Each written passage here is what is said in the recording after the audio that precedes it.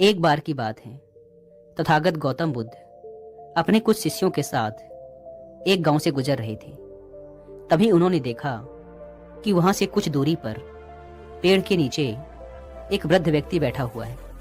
वह पहले जोर जोर से हंसता और फिर अचानक ही रोने लग जाता। बुद्ध के साथ ही उनके शिष्यों ने भी ये सब देखा। जब बुद्ध उस व्यक्ति के पास पहुंचे तो वह वृद्ध व्यक्ति उन्हें देखकर जोर जोर से रोने लगा और बुद्ध के चरणों में गिरकर कहने लगा, बुद्ध, आप जो कुछ भी कहते हैं वो सब सत्य है, लेकिन मैं ही आपकी बातों को नहीं समझ पाया और आपका विरोध करता रहा, आपका अपमान करता रहा। उस वृद्ध व्यक्ति की आंखों से लगातार आंसू निकल रहे थे। बुद्ध ने उसके आंसू पोंछे और उसकी तरफ थोड़ी देर तक ध्यान से देखा। उसके बाद बुद्ध ने अपनी झोली में से कुछ भोजन निकाला और उस बूढ़े व्यक्ति को खाने के लिए दे दिया। वह व्यक्ति बहुत भूखा था। उसने उस भोजन को खाया और पानी पिया, लेकिन भोजन के हर निवाले के साथ वह कभी हंसता और कभी रोता। बुद्ध के शिष्यों को वह बूढ़ा इंसान पागल प्रतीत हो रहा था। शिष्यों ने बुद्ध से पूछा, तथागत, ये वृद्ध व्यक्ति कौन है? क्या इनका दिमागी संतुलन ठीक नहीं है? हमें तो ये इंसान पागल मालूम पड़ता है। बुद्ध ने कहा, नहीं, यह इंसान पागल नहीं है, बल्कि इसे ज्ञान की प्राप्ति हुई है। इसीलिए तुम लोग इसके पास जाओ और इससे ज्ञान प्राप्त करो। शिष्य उस वृद्ध व्यक्ति के पास जाते हैं और उससे पूछते हैं, हमें आपके हंसने और रोने का कारण समझ नहीं आया। क्या आप हमें इसके पीछे का कारण समझा सकते हैं? वृद्ध व्यक्ति ने कहा, आज से कुछ वर्षों पूर्व मैं गौतम बुद्ध से मिला था। मैंने उनके उपदेश सुने, लेकिन मुझे उनके उपदेश एकदम बेकार लगे। मुझे लगता था कि जीवन जीने और जीवन में आगे बढ़ने के लिए बुद्ध के उपदेश किसी काम के नहीं हैं। मुझे लगता था कि बुद्ध लोगों को बहका रहे हैं।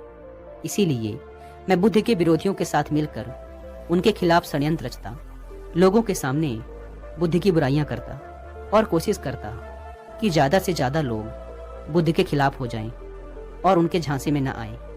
बुद्ध अपने उपदेशों में कहा करते थे कि जरूरत से ज्यादा धन का संग्रह इंसान को दुख देता है, लेकिन मुझे बुद्ध की ये बात बिल्कुल बेतुकी लगती थी। बुद्ध अपने उपदेशों में ये भी कहते थे कि झूठ मत बोलो, मदिरा पान का सेवन मत करो, किसी को ठगो मत। लेकिन मुझे बुद्ध की ये सब बातें बुरी लगती थी, क्योंकि उन दिनों मैं यही तो करता था।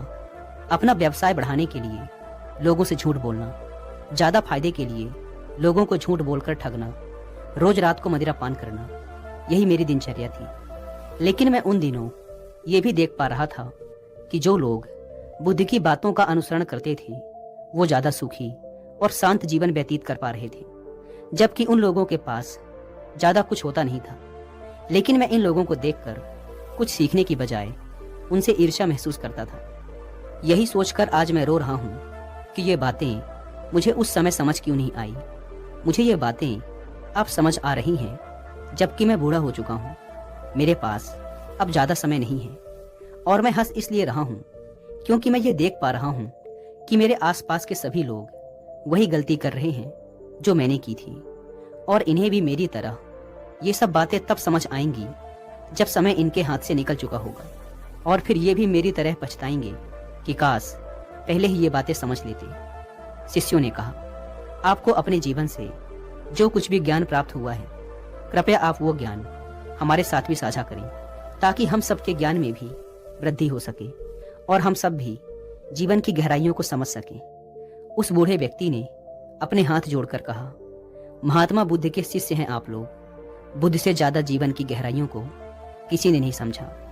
मैं तुम्हें वो नहीं बता सकता जो बुद्ध तुम्हें बता सकते हैं, लेकिन फिर भी जितना मैंने जीवन को समझा है उतना मैं आप सबको अवश्य बताऊंगा।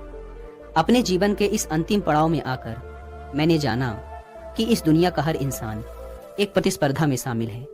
सब एक दूसरे से प्रतिस्पर्धा कर रहे हैं, सब भाग रहे हैं और एक दूसरे से आगे निकलना चाहते हैं, खुद को दूसरों से श्रेष्ठ साबित करना चाहते हैं। और ये आगे निकलने की दौड़ बचपन से ही शुरू हो जाती है। जब मैं छोटा था तो अपने मित्रों से आगे निकलना चाहता था। मैं चाहता था कि मेरे पास मेरे मित्रों से अच्छे खिलौने हों, ज्यादा सुंदर कपड़े हों, मैं उनसे ज्यादा समझदार और होशियार दिखने की कोशिश में लगा रहता था। मेरी माँ बहुत ज़्यादा सख्त थी।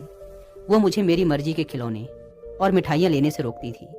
इसीलिए मेरे मन में कभी कभी ख्याल आता कि अगर ये मर जाएं तो मैं स्वतंत्र हो जाऊंगा और अपनी मर्जी से मिठाइयाँ और खिलौने ले पाऊंगा। लेकिन ऐसा नहीं हुआ। तो मैंने सोचा कि मैं जल्दी से बड़ा हो जाऊं ताकि मैं बाकी बड़े बच्चों की तरह अपने फैसले खुद ले सकूं और फिर मैं अपनी मर्जी से मिठाइयाँ और खिलौने भी ले पाऊंगा। और ऐसे ही मेरा बचपन गुजर गया और मैं जवान हो गया। लेकिन तब तक खिलौने और मिठाइयों जैसी चीज़ें मुझे व्यर्थ लगने लगी थी। लेकिन अब नए तरीके की प्रतिस्पर्धा शुरू हो चुकी थी। मैं अपने मित्रों और रिश्तेदारों से ज़्यादा धन कमाना चाहता था ताकि मैं उन्हें दिखा सकूं कि मैं उन सब से ज़्यादा काबिल हूँ। मैं उन सब से अच्छा घर बनाना चाहता था, सबसे अच्छे कपड़े पहनना चाहता था ताकि सभी लोग मेरा सम्मान करें और मुझे इज्जत दें। इसके लिए मैंने लोगों से झूठ बोला, लोगों के खिलाफ षड्यंत्र रचे, उन्हें ठगा। लेकिन उस समय मुझे यह सब सही लगता था। मैं सोचता था कि केवल इसी तरीके से ही जीवन में आगे बढ़ा जा सकता है और बहुत सा धन कमाया जा सकता है। फिर कुछ समय पश्चात मेरे माता पिता ने मेरा विवाह कर दिया। मेरी पत्नी बहुत सुंदर थी। वो मेरा बहुत ख्याल रखती थी। मुझे उसकी हर बात अच्छी लगती थी। लेकिन बहुत सालों तक हमारे कोई संतान नहीं हुई। मुझे इस बात की चिंता सताने लगी कि मेरे बुढ़ापे का सहारा कौन बनेगा। जब मैं अपने मित्रों के घरों पर उनके बच्चों को हंसता खिलखिलाता देखता तो मुझे उनसे ईर्ष्या होती और सोचता कि मेरे घर भी बच्चों की ऐसी ही किलकारियां गूंजनी चाहिए। और बहुत ही जल्द भगवान ने हमारी सुन ली और मैं एक पुत्र का पिता बना। उस दिन मैं बहुत खुश था। मुझे लगने लगा कि अब मुझे सब कुछ मिल गया, मुझे और कुछ नहीं चाहिए। लेकिन बहुत ही जल्द मेरे मन में ख्याल आने लगा कि अगर मेरे 2 पुत्र हों तो मेरा जीवन और भी आसान हो जाएगा। और इस बार भी भगवान ने मेरी सुन ली और मैं दूसरे पुत्र का पिता बना। मैंने अपने पिता के व्यापार को बहुत आगे तक बढ़ाया। एक दिन मेरी पत्नी ने मुझसे कहा, तुम्हारे पिता ने तो सिर्फ इस व्यापार को शुरू किया था, इसे बड़ा तो तुमने ही बनाया है, सारी मेहनत तुम्हारी ही है। और वैसे भी अब तुम्हारे माता पिता बूढ़े हो चुके हैं, उन्हें व्यापार को तुम्हारे हाथों देकर चारों धाम की यात्रा पर निकल जाना चाहिए। मुझे भी ये बात ठीक लगी। मैंने इस बारे में अपने पिता से बात की, लेकिन उन्होंने साफ मना कर दिया। मुझे अपने पिता पर बहुत क्रोध आया और उस दिन के बाद मुझे अपने पिता की हर बात बुरी लगने लगी। मुझे व्यापार में कुछ भी करने से पहले उनसे पूछना पड़ता था। ये बात मुझे बहुत खराब लगती थी। अब मैं स्वतंत्र होना चाहता था, घर और व्यापार के सारे निर्णय खुद ही लेना चाहता था। और बहुत ही जल्द ईश्वर ने मेरी ये बात भी सुन ली। अचानक ही मेरे पिता बहुत बीमार पड़ गए। मुझे लगने लगा कि अब मेरे पिता बहुत ही जल्द इस दुनिया को अलविदा बोल देंगे। मुझे इस बात से दुखी होना चाहिए था, लेकिन मैं कहीं ना कहीं अंदर से खुश था कि अब मुझे टोकने वाला कोई नहीं होगा। मैं सारे निर्णय अपनी मर्जी से कर सकूंगा। मेरे पिता की हालत बहुत ज़्यादा खराब होने लगी, यहाँ तक कि वो अब बोल भी नहीं पा रहे थे। वैद्य ने कहा कि अब इनके पास बहुत ही कम समय है। मित्रों और रिश्तेदारों को खबर कर दो कि आखिरी बार आकर इनसे मिल लें। सारे मित्र और रिश्तेदार एक एक कर पिताजी को देखकर जाने लगे। 1 सप्ताह से ज्यादा का समय हो चुका था। मेरे पिता की हालत बेहद ही खराब थी। तभी मेरी पत्नी ने पीछे से आकर मुझसे कहा, अब सब तो इनको देखकर जा चुके हैं, फिर अभी तक ये जिंदा क्यों हैं? ये मरते क्यों नहीं? मुझे भी मेरी पत्नी की बात सही लगी कि अब तो इन्हें मर ही जाना चाहिए। कम से कम ये अपने दुख से छुटकारा तो पा लेंगे। अगली सुबह जब मैं सोकर उठा और अपने पिता के कमरे में गया तो पाया कि मेरे पिता का देहांत हो चुका था। मेरी माता उनके सिर के पास बैठी रो रही थी। उस समय मुझे भी बहुत दुख लगा। मेरे पिता के साथ बिताए मेरे सभी अच्छे पल एक बार मेरी आंखों के सामने से घूम गए। मैं भी अपनी माँ के साथ जोर जोर से रोने लगा। फिर मैंने निर्णय किया कि मैं अपने पिता की अंतिम यात्रा बहुत ही धूमधाम से निकालूंगा, ताकि सभी लोग ये देख सकें कि मैं अपने पिता से कितना प्रेम करता था। और मैंने ऐसा ही किया। मैंने बहुत भव्य तरीके से अपने पिता की अंतिम यात्रा निकाली। लोग बड़े अचंभित थे। आज से पहले उन्होंने इतनी भव्य यात्रा कभी नहीं देखी थी। वे मेरी तारीफें कर रहे थे और मैं ये सब देखकर अंदर ही अंदर बहुत गर्व महसूस कर रहा था कि लोगों की नज़रों में मेरा सम्मान और बढ़ गया है। फिर उसके बाद पूरे व्यापार पर मेरा पूर्ण नियंत्रण हो गया। मैं अपनी मर्जी से हर निर्णय लेने लगा। मैंने अपने व्यापार को खूब आगे बढ़ाया उसके लिए मैंने जो कुछ भी हो सकता था सब कुछ किया। धन के प्रति मेरी हवस और बढ़ती जा रही थी। कुछ ही सालों में मैं अपने नगर का सबसे अमीर व्यापारी बन गया। अब तक मेरे दोनों बेटे भी जवान हो चुके थे। मैंने अपने दोनों बेटों की शादियां दूसरे नगरों के अमीर व्यापारियों से की ताकि वो मेरे व्यापार में मेरी सहायता कर सकें और मेरा व्यापार और बढ़ सके। फिर एक दिन मेरी माँ की तबीयत खराब होती है और वो भी इस दुनिया से चल बसती है। अब मैं भी धीरे धीरे बुढ़ापे की तरफ बढ़ रहा था। मेरे बच्चे व्यापार में मेरा हाथ बटाने लगे। फिर अचानक कुछ सालों बाद मेरी पत्नी का देहांत हो गया। उस दिन मुझे किसी के जाने का दुख हुआ। मैं एकदम अकेला सा महसूस करने लगा और उदास रहने लगा। फिर किसी ने मुझे बुद्ध के बारे में बताया। मैं बुद्ध के पास गया और उनके प्रवचन सुने, लेकिन उनके उपदेश मेरी सोच के एकदम खिलाफ थे। मैं उनकी बातों से बिल्कुल भी सहमत नहीं था। मेरी तरह और भी वहाँ बहुत से लोग थे जो बुद्ध की बातों से सहमत नहीं थे। इसीलिए हम लोगों ने मिलकर बुद्ध के खिलाफ बोलना शुरू कर दिया। फिर ऐसे ही कुछ साल और गुजर गए। मैं अपने पुत्रों के साथ व्यापार को आगे बढ़ाता रहा, लेकिन अब दिनों दिन मेरा शरीर कमजोर होता जा रहा था, स्वास्थ्य खराब होता जा रहा था। इसीलिए अब ज्यादातर व्यापार पुत्र ही संभाल रहे थे। फिर एक दिन मेरी हालत कुछ ज्यादा ही खराब हो गई।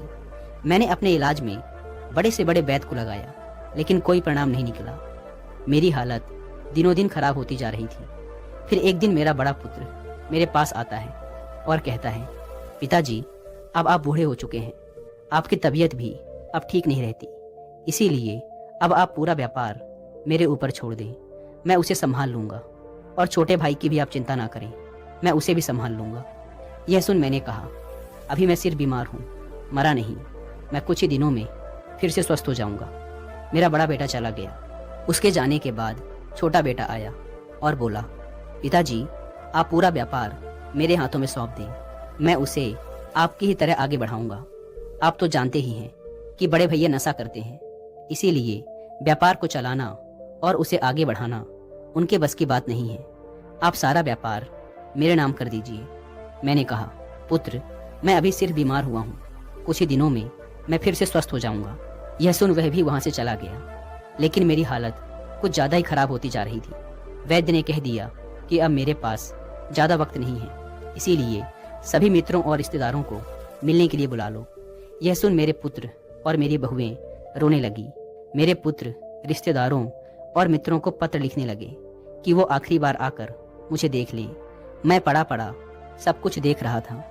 मैं अभी जिंदा था, लेकिन मेरी मौत का तमाशा मेरी ही आंखों के सामने चल रहा था और मैं कुछ भी नहीं कर पा रहा था। आज पहली बार मुझे मेरे पिता की बेबसी का एहसास हुआ।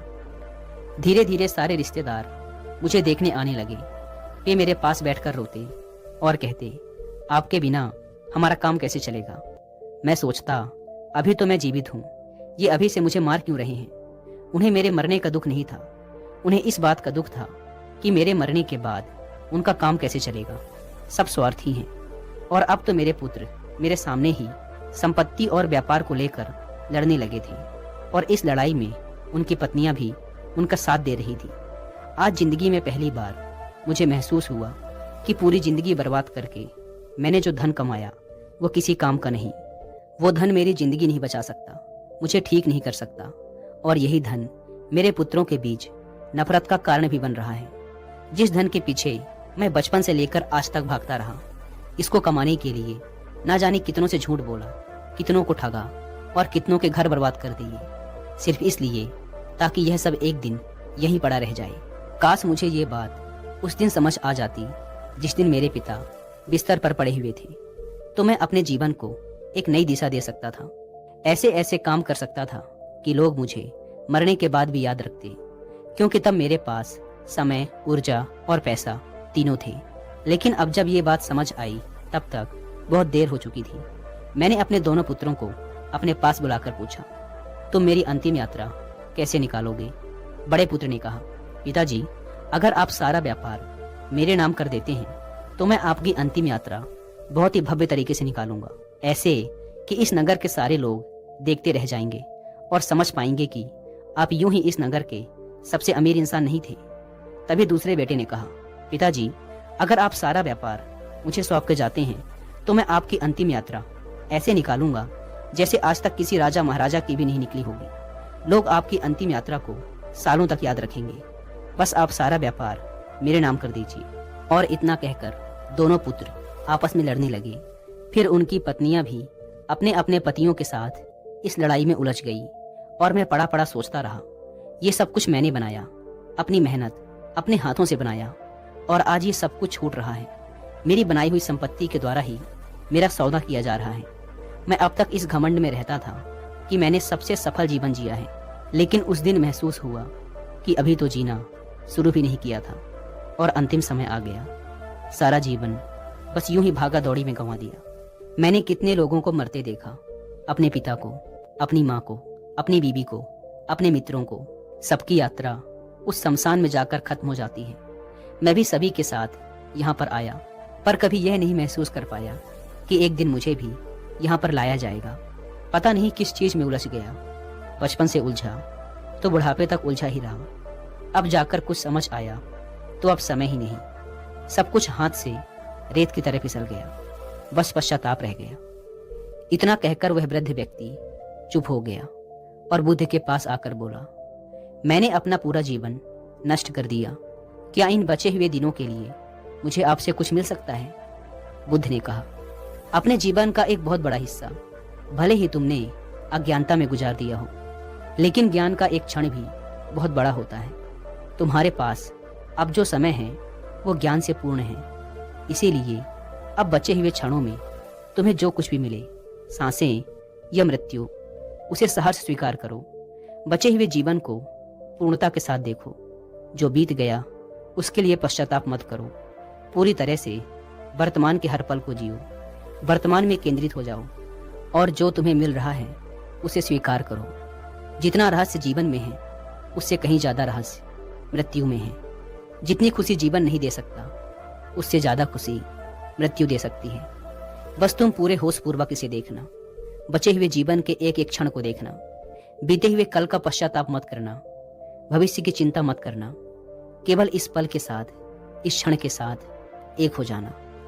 फिर जो जागृति, जो ज्ञान तुम्हारे अंदर आएगा अंतिम क्षणों में, वही तुम्हारी सहायता करेगा।